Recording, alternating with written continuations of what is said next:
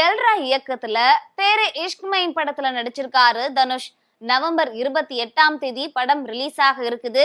இதனை ஒட்டி ப்ரமோஷன் பணிகள் பயங்கரமா நடந்துட்டு வருது.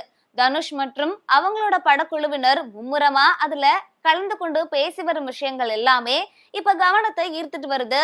அந்த வகையில தனுஷ் இப்போது பேசியிருக்கக்கூடிய விஷயம் ட்ரெண்ட் ஆகிட்டு வருது. தனுஷுக்கு திருச்சிற்றம்பலம் படத்துக்கு அப்புறமா பெரிய ஹிட் எதுவுமே கிடைக்காம இருந்துச்சு. அவர் நடிச்சிருக்கக்கூடிய வாத்தி, கேப்டன் மில்லர், குபேரா ஆகிய படங்கள் மீது அவருக்கு நம்பிக்கை இருந்தாலும் ரசிகர்கள் கொண்டாடல. இப்படிப்பட்ட சூழல்ல தான் இட்லி கடை படத்தை தானே இயக்கி நடித்திருந்தாரு. இந்த படம் அவர் எதிர்பார்த்த வெற்றியை கொடுத்ததா நிம்மதியுமே அடைஞ்சிருக்காரு. இதற்கிடையே தான் பாலிவுட்லயும் கலக்கி வரும் அவரு ராஞ்சனா இயக்குனர் ஆனந்த் எல்ரா இயக்கத்துல தேரே இஷ்க் மைன் படத்துல நடிக்க கமிட் ஆனாரு. இதுல அவருக்கு ஜோடியா கீர்த்தி சனோன் நடிக்கிறாங்க. ஏஆர் ரகுமான் இசையமைச்சிருக்கக்கூடிய இந்த படம் மிகப்பெரிய எதிர்பார்ப்பினை பெற்றிருக்கு.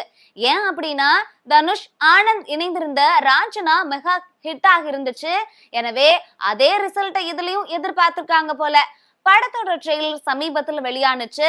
அதனை பார்க்கையில கண்டிப்பா இந்த படம் ஹிட் அடிக்கும் அப்படிங்கிற நம்பிக்கையை கொண்டிருக்கிறாரு. அவங்களோட ரசிகர்கள் இந்த படமும் காதல் ஜானர்ல தான் உருவாகி இருக்கிறது அப்படின்னு ட்ரெய்லர்ல மூலமா உறுதிப்படுத்திருக்காங்க. கண்டிப்பா இந்த கூட்டணியில இருந்து ஒரு குட் ஃபீல் படத்தை எதிர்பார்க்கலான்னு பேச்சுகள் சோசியல் மீடியாவில சத்தமாவே கேட்குது. சூடு பிடிக்கக்கூடிய ப்ரமோஷன் பணிகளும் ரொம்பவே மும்முரமா நடந்துட்டு இருக்கு. படமானது நவம்பர் 28ஆம் தேதி ரிலீஸ் ஆக இருக்கு.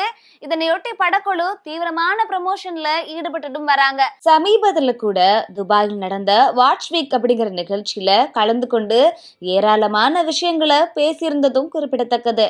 இந்த நிலையில இன்னொரு ப்ரொமோஷன்ல கலந்து கொண்ட அவரு பேசியிருக்கக்கூடிய விஷயம்தான் சமூக வலைதளங்கள்ல பயங்கரமா ட்ரெண்ட் ஆகிட்டு இருக்கு.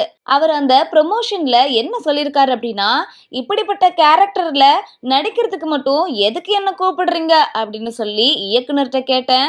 அதுக்கு அவர் என்ன சொன்னார் அப்படின்னா, உனக்கு தான் லவ் ஃபெயிலியர் முகம் சரியா இருக்கு அப்படின்னு சொல்லியிருக்காரு.